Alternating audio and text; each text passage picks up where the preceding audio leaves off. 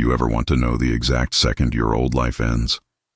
For Lisa Jones, it wasn't a gunshot. It wasn't a break-in. It wasn't a scream in the night. It was her little girl answering a phone she was never supposed to touch and calling the most dangerous man in the city, Daddy. It started quiet. The apartment was still half dark. Cheap blinds, weak morning sun cutting across the table. The kind of place where every surface had a purpose. Rent wasn't late. Fridge wasn't full. Life wasn't easy, but it was stable. Barely. Lisa stood at the stove, stirring scrambled eggs with one hand, holding her coffee with the other. She moved like somebody who had learned to live on alert. Shoulders slightly tense, hair up, eyes always half watching the door. On the counter behind the sugar jar was a second phone. Not her phone. Not the normal cracked screen phone with the glittery case and Mia's stickers all over it. The other phone. The work phone. The phone she never let ring more than once when she was alone and never answered at all when her daughter was in the room. That was rule number 1. Rule number 2. Mia never, ever touched it. Mia broke both rules in under 4 seconds. The work phone lit up and buzzed. Lisa froze. It was too early. Nobody called that phone before 9. Not unless it mattered. Not unless something was wrong. Mia, don't, Lisa said instantly. Too late. Mia slid off her little chair and ran to the counter in her socks, her nightshirt hanging crooked off one skinny shoulder. 5 years old. Hair a mess. Face sleepy. Bright, trusting, unaware of danger. She grabbed the phone with both hands, pressed it to her cheek, and chirped in her little morning voice. Hello? Hi? Lisa's stomach dropped so hard she forgot how to breathe. Mia, she whispered. Baby, give Mommy the phone. Right now. Mia ignored her. She giggled. Mommy's making eggs. Lisa felt the air in the kitchen change. The way it always did when that phone rang. Cold. Tight. Like the room itself understood who was on the other end. The man. Her boss.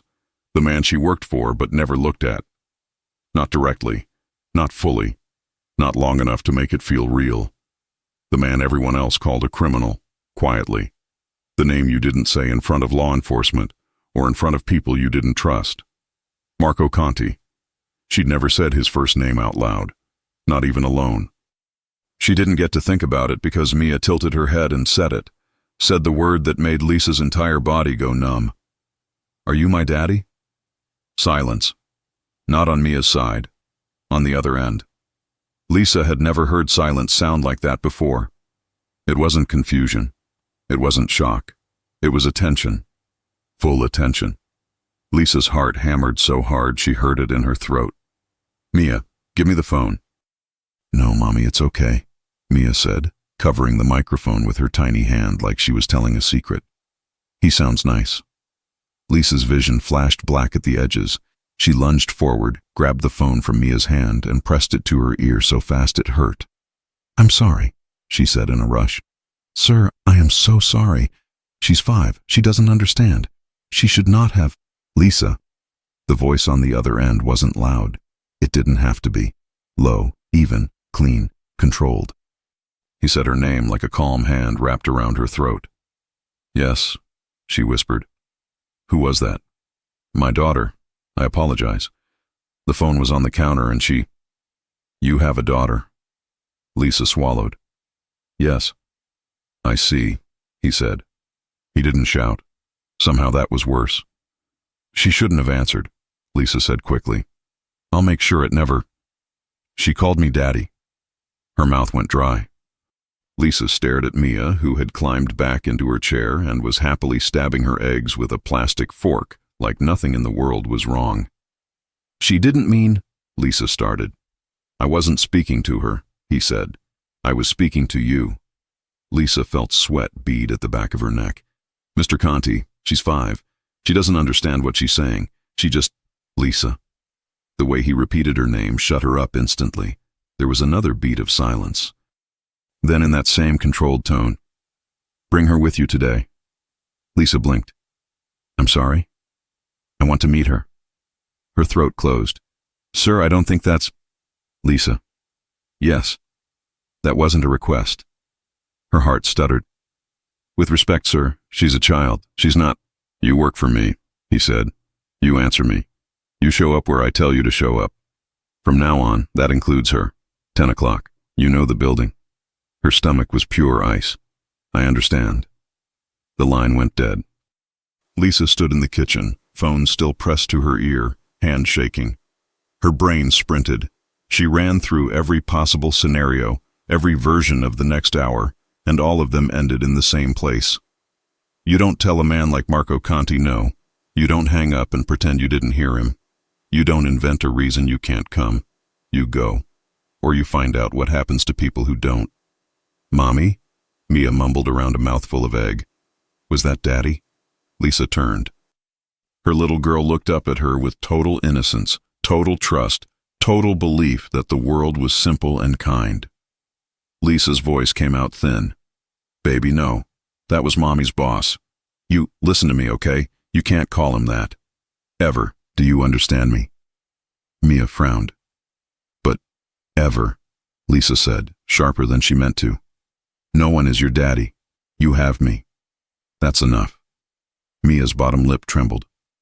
Okay, she whispered. The guilt hit like a punch. Lisa knelt fast and pulled her in. Hey. I'm sorry. I didn't mean it like that. You didn't do anything wrong. You hear me?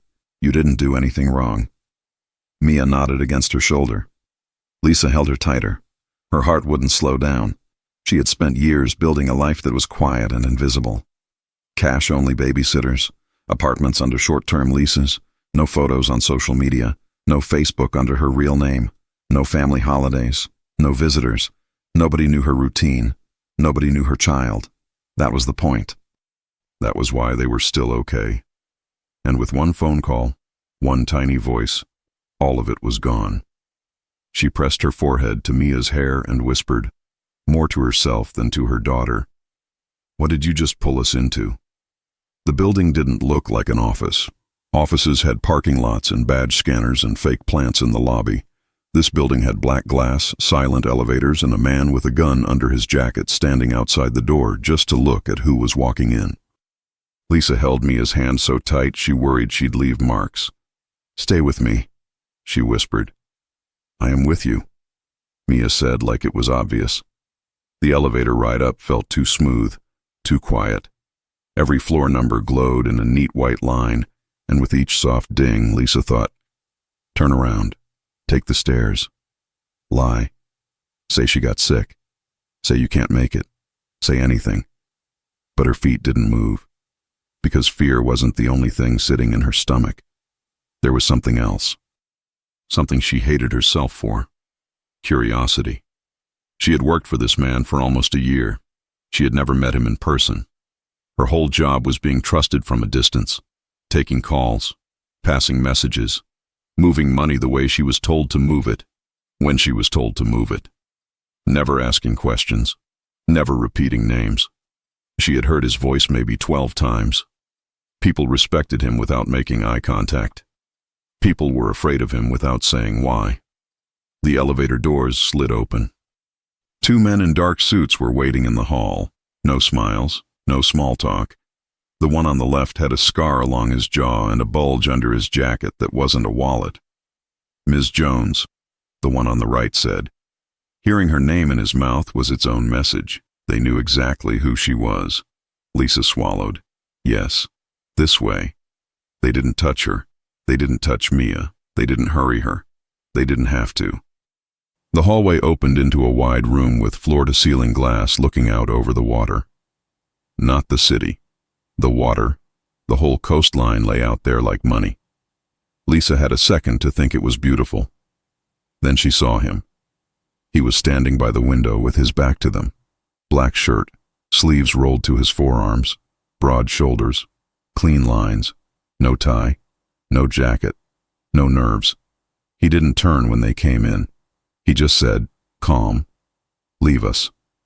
The 2 men disappeared like they'd been erased. Lisa's heart slammed in her chest. For 1 second, she wanted to run.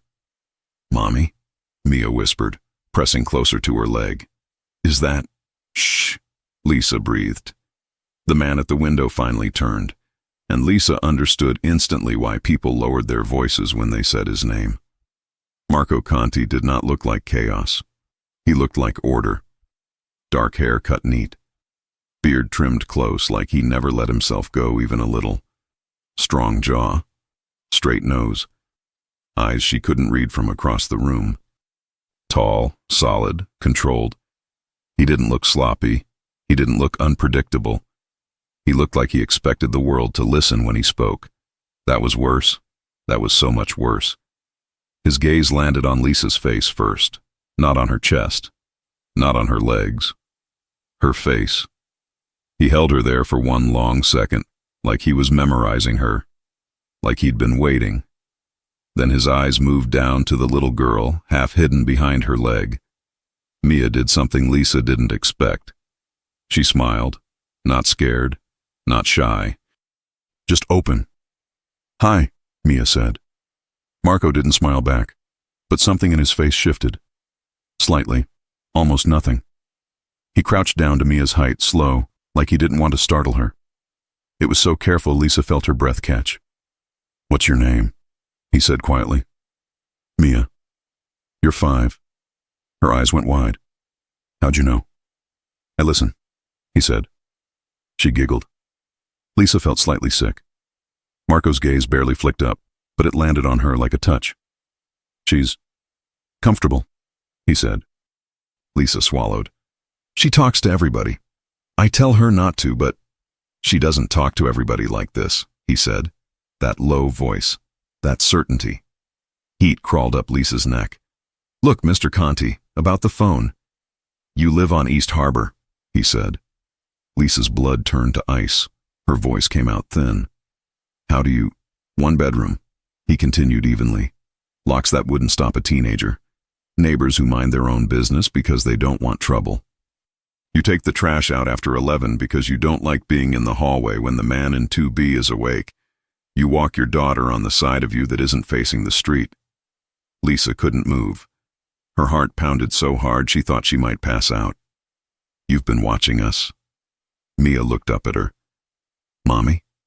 "It's okay, baby," Lisa whispered automatically, eyes never leaving his. "It's fine." Marco rose to his full height. He was even taller up close. Lisa felt small in front of him. She hated that feeling. She hated that her hands were sweating. She hated that his presence did something to her body she did not consent to. "Why?" she asked softly. "Why are you watching us?" "You work for me," he said simply. "That's not an answer." "Yes, it is," he said. Lisa lifted her chin. "Is this the part where you tell me I don't get to be offended because you're protecting your business and you don't trust me?" "No," Marco said quietly. "This is the part where I tell you I didn't know about her." His eyes flicked to Mia, soft, just for a second, then back to Lisa. Hard again. "You kept a secret from me," he said. "It wasn't like that," Lisa whispered. "You didn't mention a child." "It wasn't relevant to my work," she said. "I don't bring her near anything that touches you. I move money. I send messages. I'm clean. She's clean. She's not part of this." Marco stepped closer. Lisa didn't back up, but it took effort. He looked down at her the way a man studies a threat, or a prize. "You said she doesn't have a father," Marco said. "Why?" Her mouth was dry. "Because she doesn't." "That's not an answer." Her jaw tightened. "It's the only one you're getting. With respect." A slow beat passed between them. His eyes were so dark up close she couldn't tell what color they were. Brown, maybe. Black under this light. Focused. Sharp. Not bored. Not casual. Then his voice dropped. "She called me Daddy." Lisa felt her stomach twist. She didn't mean it. "I wasn't talking about what she meant," he said. "I was talking about what happens when a 5-year-old calls the wrong man that word." Lisa stared at him. "Are you threatening me?" "No," Marco said. "I'm telling you the truth. You put a target on both of you this morning." Her throat tightened. "I didn't." "People hear things," he said, cutting her off. "People repeat them. People guess. People run their mouths. People looking for leverage start asking, "Who's the kid the Conti girl called him daddy?" You understand me now? Lisa's skin went cold. She hadn't thought of that. God, she hadn't thought of that. "The men who don't like me," Marco said, "just found out there's a 5-year-old girl in this city who might be attached to me. That is a problem. For you." Lisa swallowed. "And for you." He shook his head once. "No, not for me." His jaw flexed. His voice dropped even lower. "For them." Lisa felt a shiver run all the way down her spine. He meant it. He meant it in the most literal way. He wasn't worried about himself. He was promising violence on anyone who tried to get near her daughter.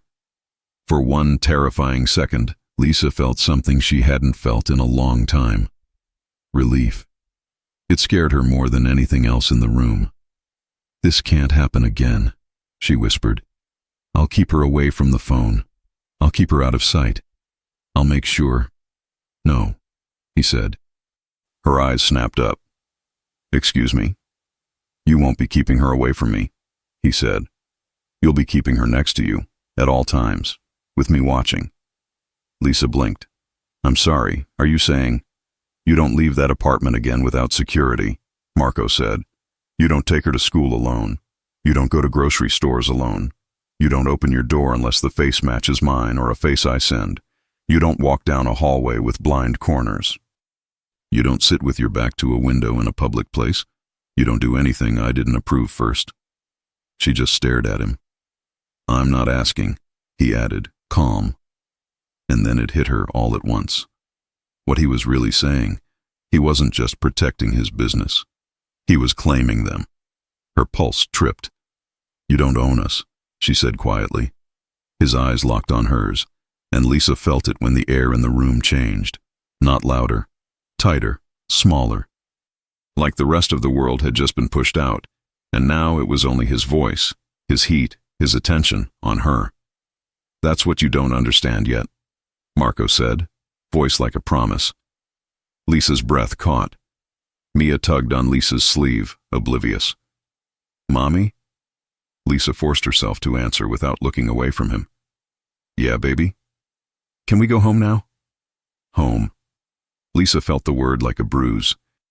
Because in that second, with Marco Conti standing inches in front of her and Mia pressed against her leg, she understood something she did not want to understand. They didn't have one anymore. Not the way it was. Not the way it used to be. Not after this. Her old life was gone. She swallowed and nodded without letting him see her fear. "Yeah, baby. We're going soon." Marco's gaze dropped to Mia, then lifted back to Lisa.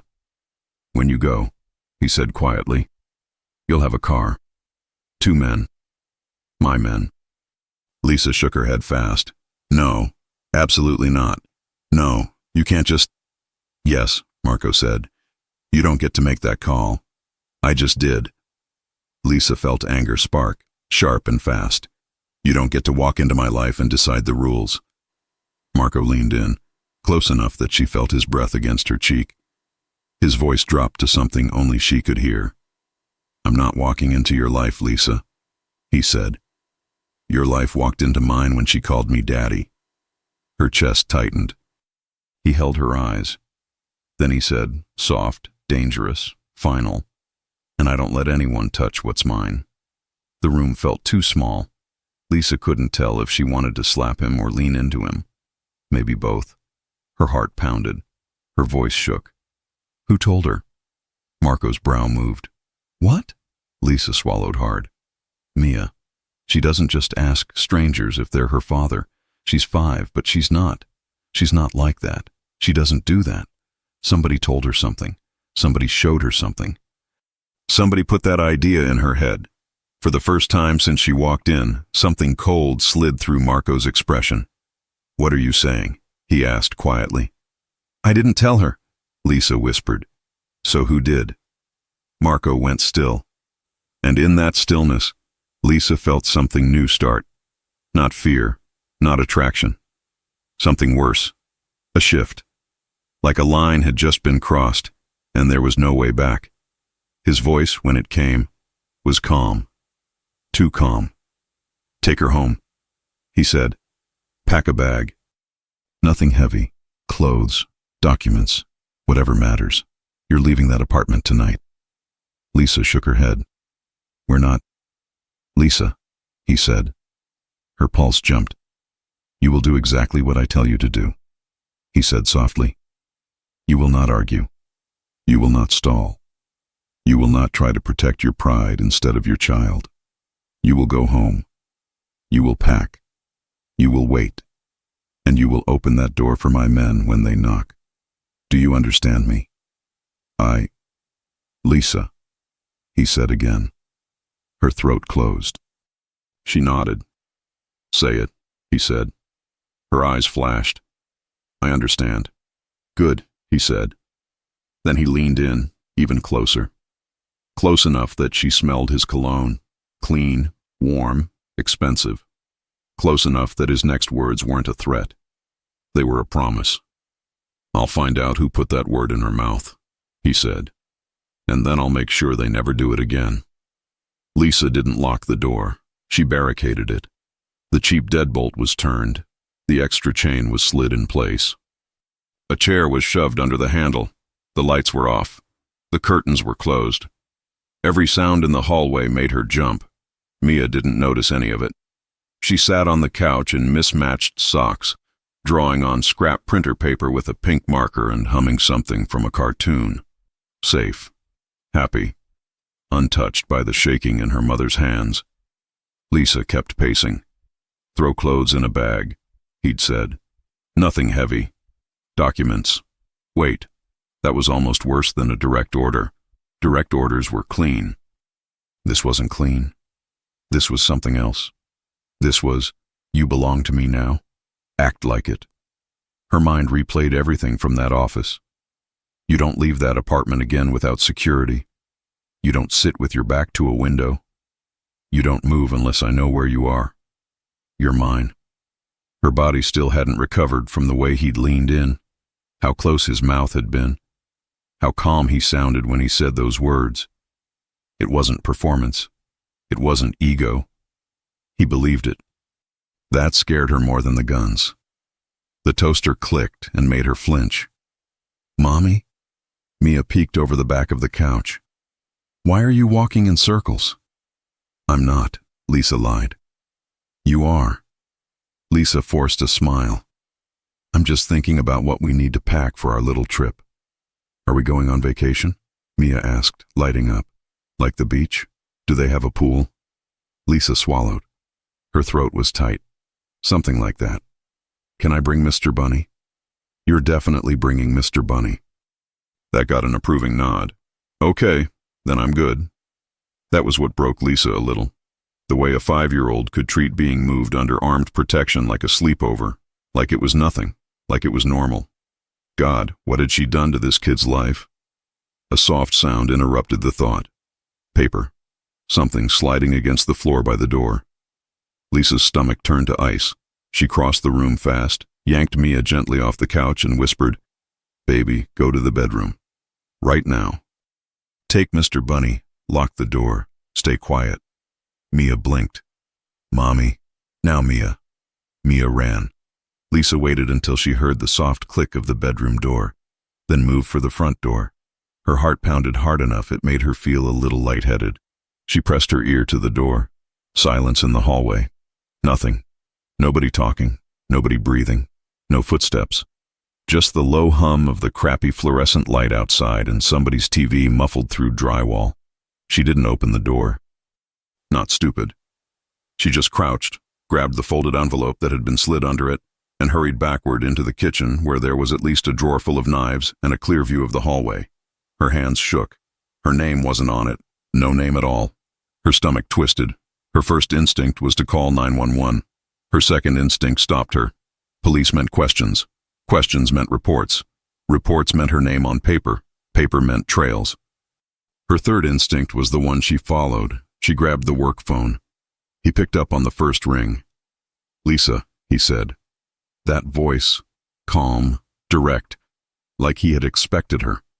Her chest felt tight. There's an envelope under my door. Read it to me. She stared at it. It felt like it was buzzing in her hand. Lisa, he said again, slower. She took a breath and opened it. It wasn't a letter. It was a photo. Her vision blurred for a second. It was Mia. Mia at the playground on 5th Street. Ponytail messy. Hands on the monkey bars. Laughing. Yesterday. Lisa knew it was yesterday because of the t-shirt. The purple one with the glitter heart. Mia had begged to wear it even though it wasn't clean. Lisa had let her because they'd only be out for half an hour and because saying no to small things felt cruel when she had to say no to big ones. Someone had taken that picture. From behind the fence. Close enough to zoom. Close enough for accidental to not be possible. There was writing on the back. 3 words in black ink. She looks like him. Lisa's stomach lurched. Her knees nearly gave. Lisa, Marco said, still calm. Talk to me. Her voice cracked. Someone was watching her. How recent? He asked. Yesterday, she whispered. Describe the photo. She swallowed. She's on the playground. Purple shirt. The back says... She couldn't finish. Lisa, he said. It says she looks like him. Silence. But not empty silence. The kind that hummed. Like a wire pulled tight. Lisa pressed her hand to her mouth to keep it from shaking. Marco's voice, when it came, was not calm anymore. Pack a bag, he said. Now. A small noise escaped her throat. We're all ready. Listen to me, he said, voice suddenly sharper, cutting through her panic. You are not safe where you are. You understand me? Somebody got close enough to take that photo and close enough to touch your door. You are done there. Do you hear me? You are done. Her eyes burned. I told you I keep her away from... You don't have to explain yourself, he cut in. You don't defend your motherhood to me, Lisa. Do you understand? That threw her. Because nobody had ever said that to her before. Nobody had ever told her she didn't have to defend the way she was raising her kid. Her voice went small. Marco, I'm already on my way, he said. Her heart stopped. What? I told you to wait for my men, he said. I changed my mind. You're getting me. Lisa's throat tightened. No, absolutely not. You can't come here. You cannot show up at my... Lisa, he said. That was all. Her pulse jumped in her neck. Get your daughter, he said. Pack 1 bag each, clothes for 2 nights, any documents you don't want to lose, cash, medicine, leave everything else. What about... There is nothing else, he said. Her eyes stung. We can't just run every time we're scared. We can't keep living like... This isn't scared, he said. This is hunted. She shut her mouth. Her hands wouldn't stop shaking. Lock the door, he said. Stay away from the windows. You open for me and only me. Anyone else, you don't make a sound.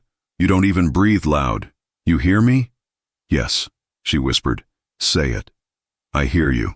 Good girl, he said, low. Her knees almost gave out. The line clicked dead. Lisa lowered the phone very slowly. For a second, she just stood in that little kitchen and felt her whole body vibrate. Good girl. It should have made her angry. It didn't. It made her feel steady, held. She hated that. She hated needing that. She shoved that feeling down and moved. Mia? She called, trying to keep her voice from shaking. The bedroom door cracked open. Mia's eyes peeked through. Is it safe? Lisa swallowed. Yes, baby, it's safe. We're okay. Listen, we're going to go sleep somewhere else tonight, okay? Mia's eyes lit up. Vacation. Something like that, Lisa said softly. But we have to pack fast. I can pack fast, Mia said very seriously, running to her tiny dresser. Lisa grabbed the beat-up duffel from under the bed, yanked open drawers and started filling. Shirts, leggings, socks, pajamas. The soft blanket Mia couldn't sleep without. A folded Ziploc with cash Lisa had been keeping for emergencies that felt a lot smaller than this. She hesitated at the shoebox under the bed. Birth certificate, social security card, hospital bracelet from the night Mia was born, a sonogram photo. Her stomach twisted. No, not that one. She didn't need a reminder of that man's face in her house right now. Not when she could still hear Marco's voice in her ear. Who's him, Lisa? Who do they think she looks like? She shoved the documents in the bag and forced it to zip. She checked the hallway. Still quiet. She checked the peephole. Nobody there. Her heart was beating too fast. She felt a little dizzy. Her mouth was dry. Mia, shoes, she whispered. I can't find my purple ones, Mia whispered back. Black ones are fine. Mia nodded solemnly. Okay. Lisa crouched in front of her and tied one little sneaker then the other. Look at me. Mia did. You stay behind me, okay? You hold my shirt if you have to. You don't talk to anybody unless I say it's okay. And if I tell you to run, don't run, Mia said, repeating the rule like she'd practiced it. Freeze and cover my head. Lisa swallowed. That hurt.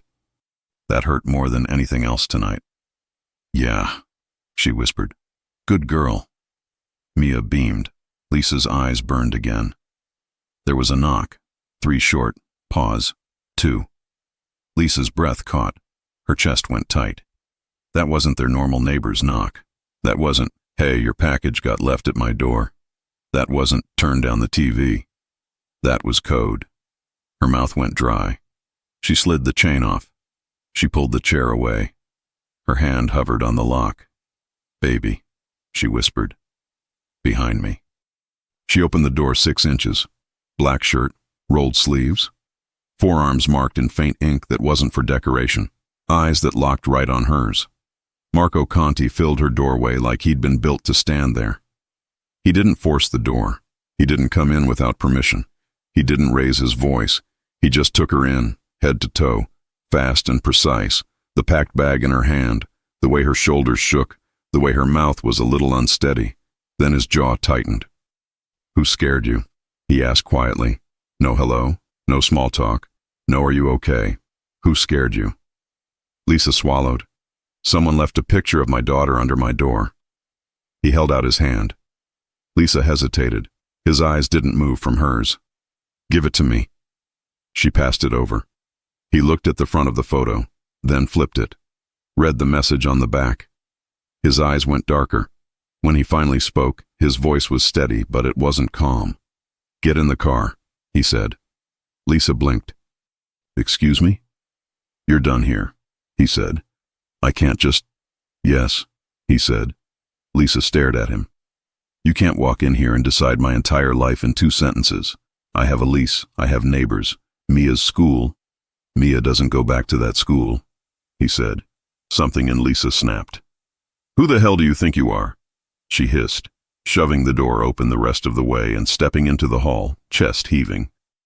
Because I know what people call you, but your name doesn't give you the right to tell me where my daughter can sleep or what door she can walk through. Like you suddenly get to be... Her father? He asked. She froze. Her throat closed. Her heart dropped somewhere near her knees. He didn't look smug when he said it. He didn't look amused. He looked furious, like the word itself hurt, like the fact that anyone else might try to claim it made him angry. Lisa's voice shook. You don't get to say that. Yes, he said.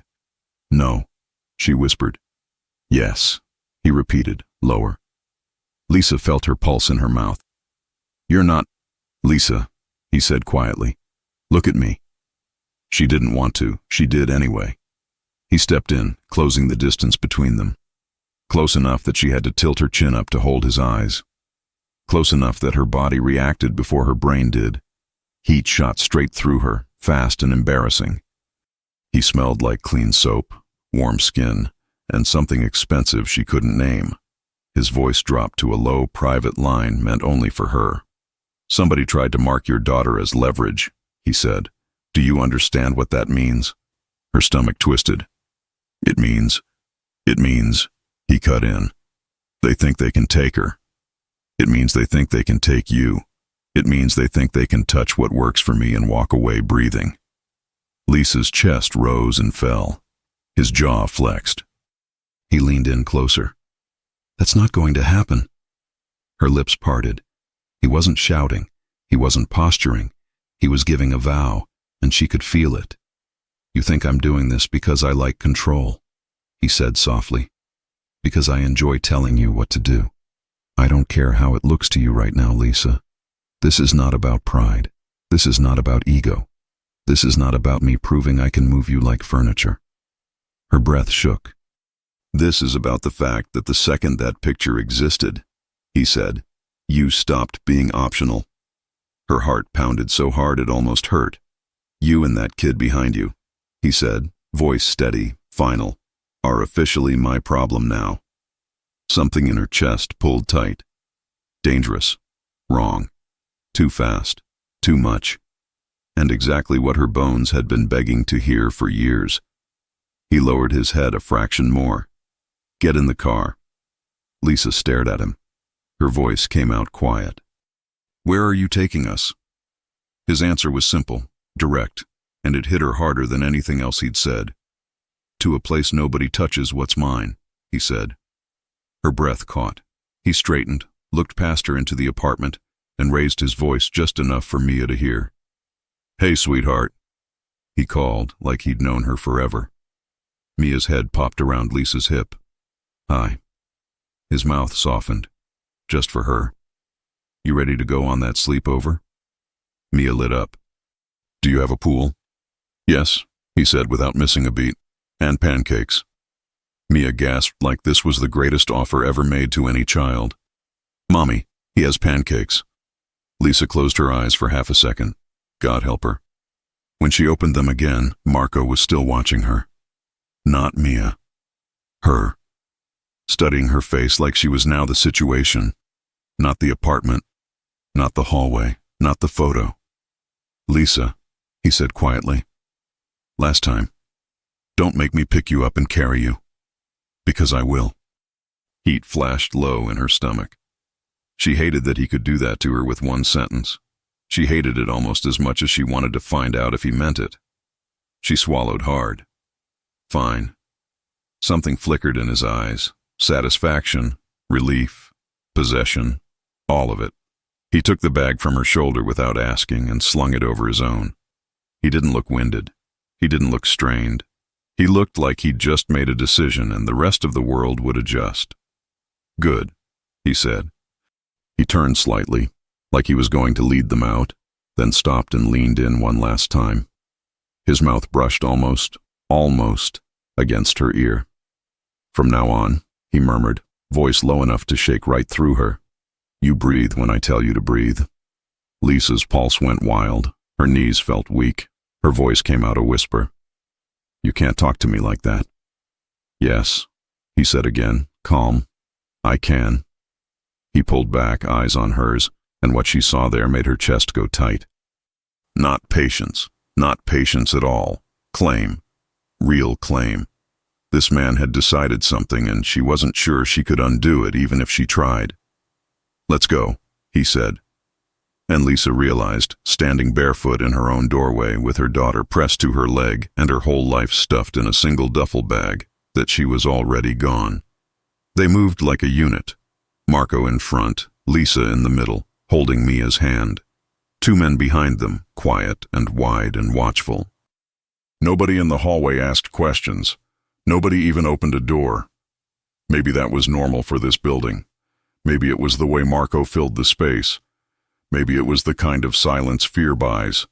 Outside, a black SUV idled at the curb. Of course it was black. Of course it was tinted. Of course it looked like money.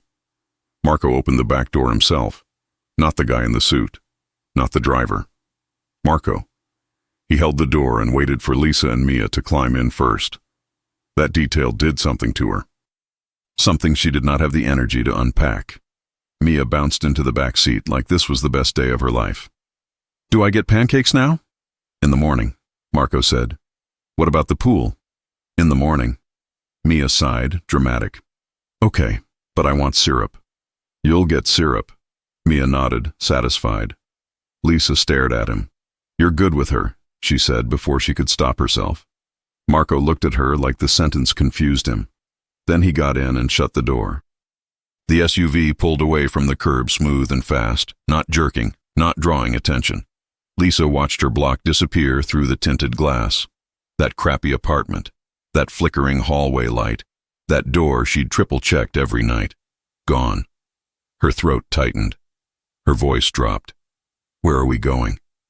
Marco didn't answer right away. When he did, his tone had changed. Softer, lower, closer to honest. "Somewhere you sleep," he said. "All night, without getting up to check the door." Her chest squeezed. She looked at him. He was watching her now. Not the street, not his men. Her. Like she was an equation he had every intention of solving. And in that second, with the city sliding past and Mia yawning against her side and Marco's heat bleeding across the space between them, Lisa understood something terrifying. She was falling. She hadn't agreed. She hadn't given permission. She hadn't said he could have that part of her. But her body already trusted him. Her daughter already trusted him. And if she was honest, completely honest, the moment he had stepped into her doorway and said, "Who scared you?" something inside her had relaxed for the first time in years. That scared her more than the men in the other SUV. Marco's voice pulled her back. "Lisa." She blinked. "Yeah? I'm going to ask you something," he said quietly. "You're going to tell me the truth." Her stomach went tight. "What is it?" "Your daughter's father," he said. "Is he alive?" Her mouth went dry. Air stuck in her throat. Her heartbeat spiked so hard it almost hurt. She opened her mouth. Nothing came out. Marco watched her face for one long second. He nodded once. "Thought so," he said softly. Lisa swallowed. "He's not in the picture." "I didn't ask if he's in the picture," Marco said. "I asked if he's alive." Her pulse pounded. "Why does that matter?" His eyes didn't leave hers. "Because if he is, that means there's a man out there who thinks he has a claim on something I just told you is mine." Lisa's breath caught. Her voice shook. "Marco." "And if that's true," Marco said in that same calm, controlled tone, "then tonight is going to get a lot louder than pancakes." Her stomach dropped. Her fingers tightened around Mia's small hand. "Why?" she whispered. He leaned in just enough that only she could hear the answer. "Because I don't share," he said. The safe house didn't feel like a house. It felt like a secret. It was set back from the road, behind a long stretch of trees and a steel gate that opened without sound. Lisa didn't know where they were. She only knew that it took an hour of silent driving, 2 security checkpoints, and 1 code entry to get there. When the SUV finally stopped, Mia was asleep on Lisa's lap. Marco opened the door himself, scooped the little girl up without asking, and carried her like she weighed nothing. Lisa followed, clutching the duffel bag like armor. Inside, the house was quiet, too quiet, the kind of silence that money buys, thick walls, soft lights, air that smelled like cedar and rain. Marco nodded to one of his men, then looked at Lisa. "Upstairs, 2nd door on the right. That room's yours and hers. Bathroom inside. You'll find everything you need." Lisa's voice was small. "Everything." He met her eyes. "You don't have to thank me. You don't have to like it. You just have to stay alive." Then he turned away, carrying Mia up the stairs like it was natural, like he'd done it before. Lisa stood in the doorway of the guest room, watching him lay her daughter on the bed. He pulled the blanket up to Mia's chin, brushed her hair back with a tenderness that didn't match the rumors she'd heard about him. When he straightened, their eyes met. For the first time, he looked almost human. "She's safe here," he said quietly. Lisa crossed her arms. "You can't just decide that." He studied her face. "If I don't decide it, who will?" She didn't answer, because he was right. Morning came slow. The smell of coffee filled the house, the expensive kind that didn't come from a grocery store. Lisa padded into the kitchen barefoot, hair messy, wearing one of the plain gray shirts she'd found in the dresser. She wasn't expecting to see him. Marco stood by the counter, sleeves rolled, a pan in one hand, flipping pancakes with a focus that looked ridiculous on a man like him. Lisa froze. "You cook?" He didn't look up. "For her. She'll eat anything." "I noticed," he said dryly. "Last night she asked if cereal counted as dinner." Lisa's lips twitched. It does. He glanced over. Not in my house. Her stomach turned. This isn't your house. It's a cage. He set the spatula down. Then call it what you need to, Lisa. Just don't walk out of it. She swallowed. You think locking us up makes us safe? No, he said, finally meeting her eyes. I think it makes you alive long enough for me to handle the people who want you gone. Her pulse jumped. You still haven't told me who they are. He exhaled slowly. Because I'm trying not to scare you. Too late, she said softly. A beat of silence passed. Then he said, You're right. You deserve to know. He poured 2 mugs of coffee, slid one toward her, and leaned against the counter. His forearms were bare, veins and black ink visible, Latin words wrapped around scars. Someone inside my circle sold information, he said. Names, routes, transfers. When my men found the leak, your name was on the list. Yours and your daughter's. Lisa's chest tightened. Why us? I didn't know until yesterday, he said. You weren't just a voice on a phone, Lisa. You were the one managing the wires, the messages. They assumed if they took you, they could reach me. Her throat closed. So this is my fault? No. His voice sharpened. It's theirs. They thought they could use a mother and a child as leverage. That's the kind of men I deal with. Lisa looked away. You keep saying men like them. What about men like you? Marco didn't move. I don't steal children, Lisa. I protect what I claim. Her breath caught. We're not yours. His eyes darkened.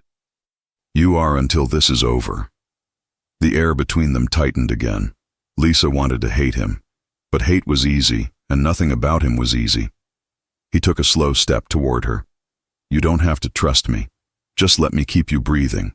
Her voice was low. And what do you get? He stopped a foot away. Peace. Peace? She echoed, incredulous. He looked at her, really looked. You think I get any? You think men like me sleep at night? I haven't slept in a year, Lisa. Then I walk into your apartment and see a kid smiling at me like I'm not a monster. And for 10 seconds I remembered what silence felt like. Her heart twisted. Don't do this. Don't make me feel sorry for you. I'm not asking for that. Then what do you want? His jaw tightened. You safe, her safe, and whoever's behind this gone. Lisa's voice trembled. And after that? Marco's eyes flicked to her mouth. His voice dropped. Then I figure out what I'm supposed to do with you. Her pulse went wild. He took one more step, close enough that she could smell coffee and cologne and danger, all mixed. Lisa whispered, You can't just claim people. Watch me, he said. Hours later, Mia was napping upstairs. Lisa wandered the hallway, restless. The house was huge, full of empty rooms that looked too clean to belong to real people. When she reached the study, she stopped. Marco was inside, sleeves rolled again, gun disassembled on the desk beside his phone. He looked up when she stepped in. Lost? He asked. Just walking, she said, making sure there's not a trapdoor I can use to escape. He smirked faintly. There isn't. She leaned against the doorframe. That's disappointing. He finished reassembling the gun with quiet efficiency, then looked up. Why'd you really come in? Lisa hesitated. Because I'm tired of waiting for you to tell me what's coming. Marco studied her for a long moment, then slid his phone across the desk. Look. The screen showed a photo, security footage, a man standing outside a convenience store, blurry but tall, wearing a black jacket. Lisa's heart stopped. She knew that posture, that profile. Her voice came out strangled. That's impossible. He's alive, Marco said quietly. Her knees nearly gave out. No. Your daughter's father, he said. He's been working with the same people who want me dead. They found out you're alive. They found out about her. Lisa pressed her hands to her mouth. Why would he? Because men like him don't lose, Marco said. And you were the only thing he ever lost. Tears stung her eyes. You can't. You don't know him. I know the look in his eyes, Marco said. That's not love, Lisa. That's ownership. She shook her head, pacing backward. You're lying. You want me to stay scared so I don't run. Run where? He asked softly. He'll find you. They all will. She glared at him. Then maybe I should have never answered that damn phone. He stood, fast enough to make her freeze. Maybe you should have, he said. Because if you hadn't, he would have found you alone. Lisa felt her chest ache. And you think you can stop him? Marco's eyes softened for the first time that day. No, he said quietly. I know I will. He took another step closer. She didn't back up this time. You don't have to believe me, he said, his voice low, steady, dangerous. Just believe this. No one touches you or that kid while I'm breathing. Her breath trembled. You'd kill for us. He didn't blink. I already have. Lisa's heart stuttered. She should have been terrified. She should have screamed. Instead, her knees felt weak, and her chest ached with something that wasn't fear anymore.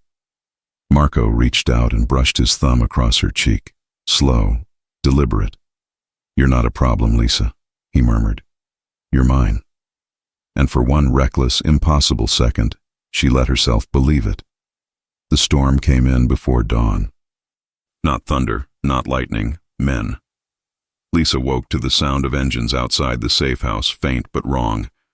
Marco was already up. She didn't hear him moving, didn't hear doors, didn't hear a word. Just the quiet rhythm of someone who'd learned to live ready. When she stepped into the hallway, he was pulling a gun from a drawer. Barefoot, shirt half-buttoned, eyes sharp. Go back inside, he said. Marco. He turned his head just slightly. Now, Lisa. Her chest went tight. The last time someone had said her name like that, it hadn't been a threat. It had been a promise. She backed into the room and sat on the bed beside Mia, who was still half asleep, clutching Mr. Bunny. Mommy? The little girl whispered. It's okay, baby. Just stay still. Lisa kept her voice calm, even though her pulse was chaos. Outside, a door slammed. Voices. A barked command. Then quiet again. Minutes later, Marco came back in, calm like nothing had happened. He didn't say what he saw. He didn't have to.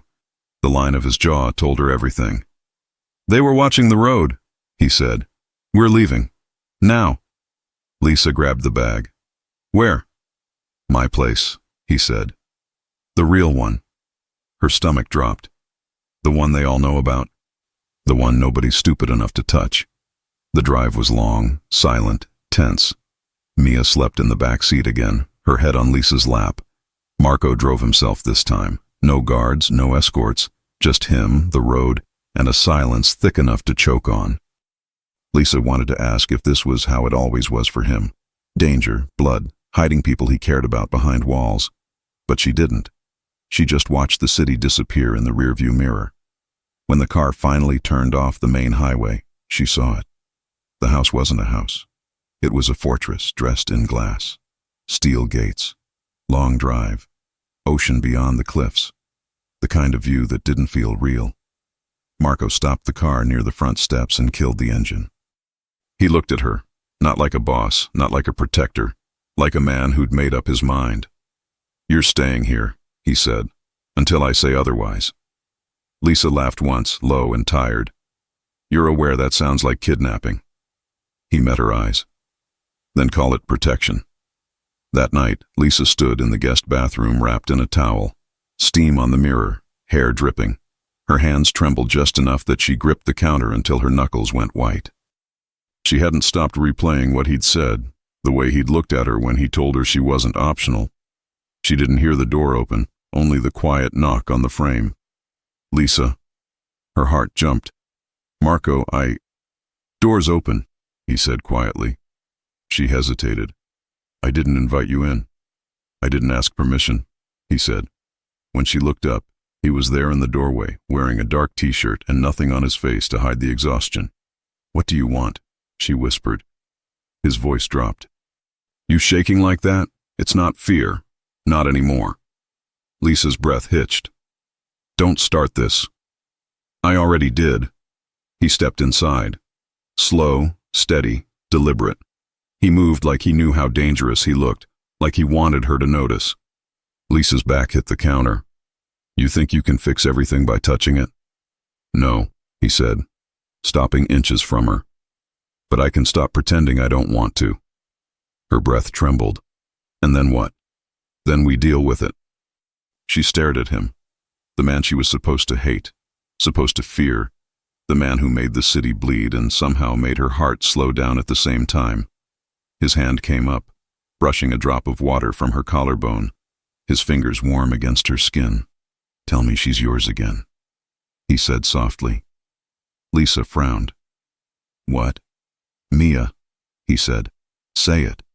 I need to hear you say it. She's mine, Lisa whispered. Say it again. She's mine. His eyes closed for a second, like that meant something only he understood. When he opened them again, he looked broken and dangerous all at once. She's yours, he said quietly. But she called me Daddy first. Lisa's breath caught. Do you know what that does to a man like me? He asked, voice rough. A man who's never had anything innocent touch him without wanting something back. Her voice shook. Marco, stop. He didn't. I can't. You're in my house. She's asleep down the hall, and I can't stop thinking that the world tried to hurt both of you, and that I want to be the man who makes sure it never happens again. Her hands were trembling, but she didn't back away. That's not how love works. He exhaled. Maybe not for most people, but this... He reached up, fingers tracing her jaw. This doesn't feel like a choice. The air between them burned. Lisa's voice broke. You don't get to... He kissed her. It wasn't gentle. It wasn't asking. It was desperate, honest, years of restraint snapping in one clean motion. Her hands went to his chest, meaning to push him back, but they didn't. They stayed there, gripping, pulling. When he finally broke the kiss, he rested his forehead against hers, both of them shaking. Lisa whispered, What are we doing? He answered, Surviving. Later, she found herself in his bed, not from fear, but from something she couldn't name. He'd pulled her close, skin warm, heartbeat steady. For the first time in years, Lisa didn't wake up to panic. She woke up to silence. But the peace didn't last. By morning, his phone was ringing, sharp and urgent.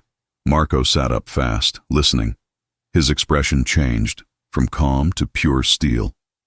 What? She asked, voice still rough with sleep. He looked at her, eyes dark. They found us. Lisa froze. Who? Your ex, he said. And the men he works with. Her stomach dropped. How? Doesn't matter. They're coming. He grabbed the gun from the nightstand and stood. Stay with Mia. Don't open any doors. Don't talk to anyone who isn't me. Marco. He turned, voice low but firm.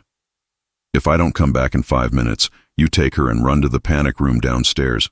Do not look back. Lisa's throat closed. Don't you dare not come back.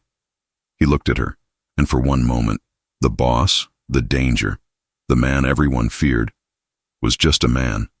He brushed his thumb across her lips. I told you, he said softly.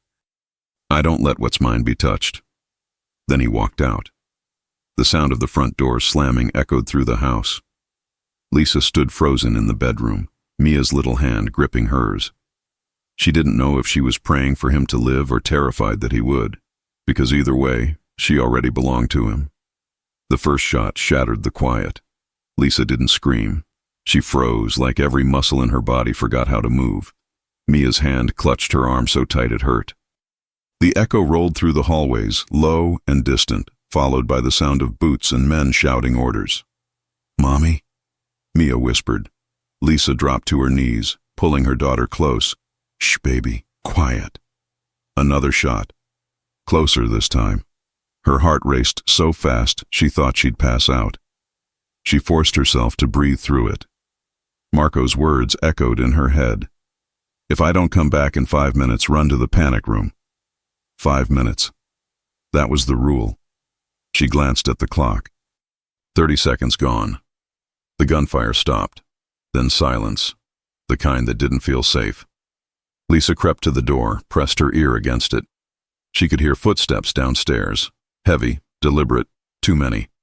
A low voice barked something she couldn't make out. And then another voice. Marco's. Calm. Controlled. Dangerous. I told you to stay out of my house. You think you can hide them, Conti? Someone sneered. She's mine. You stole what's mine. Lisa's blood ran cold. She knew that voice. The father, her past in human form. The man she thought was dead. The man who used to whisper, "If you ever leave me, I'll find you." Mia whimpered. Lisa covered her mouth gently, whispering, "Don't move." Downstairs, something heavy crashed. A table, a body, she couldn't tell. The man laughed. "You think you can keep my kid, Marco? You think she's yours?" Marco's voice was quiet. "She called me Daddy first." A gunshot. Lisa flinched so hard she hit the wall. Mia started to cry silently, tears streaking down her cheeks. Lisa grabbed her by the shoulders. "Look at me. Remember what we practiced." Mia nodded, wiping her eyes. "Don't run. Stay small. Stay quiet." "Good girl," Lisa whispered. "You're so brave." She turned toward the closet, yanked open the false panel Marco had shown her once behind the shelves. A hidden stair. Concrete steps leading down. The panic room. "Go," Lisa whispered. Mia hesitated. "What about you?" Lisa's chest cracked open. "I'll be right behind you." She lied. Downstairs, the world was chaos. Lisa could hear men shouting, furniture breaking, the sharp clack of gunfire echoing against marble. She gripped the railing, forced herself to move. When she reached the landing, she saw him. Marco, blood on his shirt, one arm pressed to his side, gun steady in his other hand. His expression didn't waver. He moved like he'd been built for this. Cold precision, silent fury. Every shot deliberate. 2 men down, 1 crawling. 1 running for the door and not fast enough. But the one who mattered, the one with the scar across his cheek and eyes like acid, was still standing. Lisa froze on the stairs. The man smiled when he saw her. "Lisa." She couldn't speak. Marco turned his head slightly, enough to see her, and for a split second, she saw panic in his eyes. "Get back upstairs," he barked. But it was too late. The man grabbed her, fast, gun to her temple. Marco's whole body went still. "Put it down," the man hissed, "or she dies." Marco's voice was a growl. "You touch her again, you die either way." The man laughed, pressed the gun harder against her head. "You think she belongs to you? You think you can take my family?" "She's not your family," Marco said, calm again. "You lost that the day you raised a hand to her." The man sneered. "You don't get to decide that." Marco stepped forward, slow, eyes locked on hers. "Lisa," he said softly. "Breathe." She did. It was the only thing she could do. The man's grip tightened. "You think I won't?" Marco fired. 1 shot, straight through the man's wrist. He screamed, dropped the gun, and Lisa stumbled free as Marco lunged forward, catching her and pulling her behind him. Blood hit the floor. The other man staggered, trying to grab his weapon with his left hand. He didn't get the chance. Marco kicked it away and pressed the barrel of his own gun to the man's forehead. "You came into my house," Marco said quietly. "You pointed a gun at her." The man spat blood. "You think she loves you? You're nothing but a—" Marco pulled the trigger. Silence. Just like that, it was over. Lisa stood frozen, staring at the body on the floor. Her breath came in shaky bursts. "Marco." He turned, eyes soft now, his hand shaking slightly from blood loss. "It's done." She stepped closer. "You're bleeding. I've had worse." "Marco." He stumbled. Lisa caught him before he hit the floor. "No, no, no, stay with me. You don't get to fall now."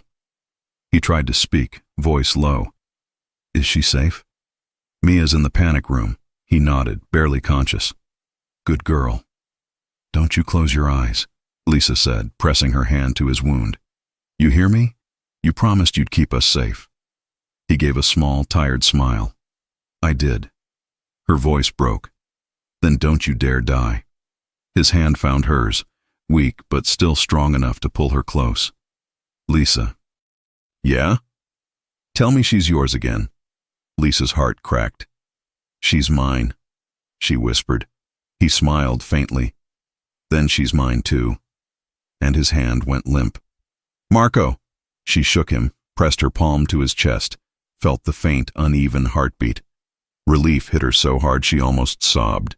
He was alive, barely, but alive. By the time the sirens reached the road, the sky was turning pale gray. Lisa sat on the floor beside him, blood drying on her hands, Mia asleep against her shoulder. Marco's men had come back, quiet and efficient, clearing bodies, calling the doctor. He woke just before dawn, groggy, pale, but still Marco. Lisa didn't let go of his hand. When his eyes finally focused, he rasped, "You didn't run." She shook her head, tears slipping down her cheeks. Not this time. He reached up, fingers brushing her face. Good girl, he whispered. Lisa laughed through the tears. You're insane. He smiled weakly. You're still here. I wasn't going to leave you. His voice went soft, raw. Then stay. She leaned down, kissed his forehead. I'm not going anywhere. The house was silent again. No shouting, no gunfire, no blood. Just the steady rhythm of the ocean outside the windows. Lisa sat in the chair beside the bed, still wearing the same shirt she'd been in when the world fell apart. Her hands were wrapped around Marco's, the bandage on his shoulder stark against the sheets. He'd been unconscious for nearly a day. The doctor said the bullet missed the artery by half an inch. Another inch and he'd be gone. Lisa hadn't slept. She didn't dare. Every time she closed her eyes, she saw him falling, bleeding, saying those words, "Tell me she's yours again." Now, in the stillness of dawn, his fingers twitched. She looked up. Marco. His eyes opened slowly, tired, cloudy, but alive. He exhaled, voice rough. You look terrible. She let out a shaky laugh. So do you. He tried to sit up, winced, and fell back. She was instantly at his side. Don't move. You're still healing. He caught her wrist, weak but insistent. You stayed. Her throat closed. Where else would I go? He studied her face, eyes tracing the shadows under her eyes, the worry written across every line. I told you to run, and I told you not to die. That earned the faintest smile. Lisa brushed his hair back from his forehead. Don't do that again. No promises. She glared. I mean it. So do I. For a long moment neither spoke. The tension that used to feel dangerous now felt fragile, precious, real. Marco, she whispered. It's over, isn't it? He nodded slowly. Your ex. The men behind him. Gone. Every last one. Lisa exhaled, shaking. And you? He looked at her, a mix of exhaustion and quiet conviction in his eyes. Still here? She squeezed his hand. Good. Later that afternoon, Mia crept into the room carrying a tray, toast, juice, and a single flower in a glass of water. Doctor said you need food, she announced, climbing onto the bed like she owned the place. Marco smiled faintly. I think the doctor meant soup, not toast. Mommy burned the soup, Mia said seriously. But I made the toast. He nodded. Then it's perfect. Lisa leaned against the doorframe, watching them. The way Mia's laughter filled the room, the way Marco's shoulders relaxed when she hugged him. For the first time, it looked normal. Like they were a family that had simply always been. That night, after Mia was asleep, Lisa stepped out onto the balcony. The air was cool, salty, heavy with the kind of peace she hadn't felt in years. Marco was already there, sitting in the chair with a blanket over his lap, a glass of whiskey untouched beside him. She walked closer. You should be resting. He looked up at her. I rest better when you're near. She smiled faintly. That line would sound a lot smoother if you weren't covered in bandages. Still worked, didn't it? Lisa shook her head, laughing softly. She sat beside him. What now? He was quiet for a moment, eyes fixed on the horizon. You could go. Start over. Somewhere far, somewhere quiet. She studied him. And you? He hesitated. I stay where I belong. Lisa turned toward him. And where's that? He met her eyes. With you. Her heart stuttered. Don't, she whispered. Don't make promises you can't keep. He leaned closer, his voice low, steady. You think I bleed for people I don't intend to keep? Her chest tightened. He reached into his pocket, pulled something out, and placed it in her hand. The small silver necklace shaped like a key, the one he'd once sent after the first time he called her his responsibility. I had it cleaned, he said. Figured it belonged with the person it was meant for. Lisa turned it over. The engraving was still there. Mia. She swallowed hard. You don't have to prove anything, Marco. He looked at her like she'd missed the point. I'm not proving anything. I'm asking. For what? He stood slowly, walked to her, and stopped close enough that she could feel his warmth through the cool night air. For you, he said simply. For a life that isn't built on running. For mornings where she laughs, and you don't flinch when you hear my name. Her breath caught. That's not easy. I don't want easy, he said. I want real. Lisa blinked back tears. You still think you own us? He smiled faintly. No. He took her hand, pressed it against his chest, right over his heartbeat. You own me. The words broke something open inside her, something heavy that had been sitting there for years. She leaned forward, whispering, Say it, so I can breathe. He didn't ask what she meant. He just said it. You're mine. Her eyes filled. And you're ours. He smiled, small, real, the kind of smile no one in his world had ever seen. Finally. Weeks passed. The mansion didn't feel like a fortress anymore. It felt like home. Mia ran through the halls laughing, barefoot, hair wild. Lisa cooked breakfast with music playing, no more locked doors, no more fear. Marco worked from a smaller office now, away from the noise of the old life. He still had guards, still had power, but there was a lightness in him that hadn't been there before. Some nights, when the house was quiet, Lisa would find him sitting by Mia's room, watching her sleep. She called you Daddy again, Lisa would whisper. He'd smile without looking away. She always will. And Lisa would slip her arms around him from behind, resting her chin on his shoulder. So will I, she'd whisper, and he'd cover her hands with his. Months later, the three of them stood by the ocean behind the house. The sunset turned everything gold. Mia chased waves while Marco stood behind Lisa, his arms wrapped around her waist. She tilted her head back against his chest. Do you ever think about what would have happened if she hadn't answered that phone? He kissed the side of her neck. No. Why not? Because she did. Lisa smiled. That doesn't scare you? It did, he said softly. Now it reminds me that sometimes the wrong call leads you exactly where you're supposed to be. She turned in his arms and looked up at him. You're not supposed to say things like that, Mr. Conti. He brushed his thumb along her jaw. Then it's good you married me before I learned how to stop. Her laugh caught in her throat. You mean before I learned how to say no? You never really wanted to. She smiled up at him. No, I didn't. The ocean crashed behind them, soft and endless. Marco lowered his head and kissed her. Slow, steady. The kind of kiss that didn't ask or promise, only lived. When they finally pulled apart, he whispered, You're safe now. Lisa nodded, tears slipping down her cheeks. Because of you. He shook his head gently. Because of us. Mia ran up, holding a seashell high like a trophy. Look, Daddy. Marco smiled, taking it. It's perfect. Lisa watched him, the man everyone once feared, now kneeling in the sand beside a 5-year-old, holding seashells like treasure. And she thought, maybe happy endings don't come easy. Maybe they come to people who fight for them. Marco looked up at her, eyes soft, gray in the fading light. You're still shaking, he murmured. Why? Because I keep waiting to wake up. He cupped her face in both hands. Then don't. Stay here. Stay mine." Lisa smiled through the tears. Always. 1 year later. The flower shop on the corner opened at 9 sharp. Lisa unlocked the door, flipped the sign, and smiled as the morning sun poured in. The world outside didn't know her story, didn't know the name Marco Conti, didn't need to.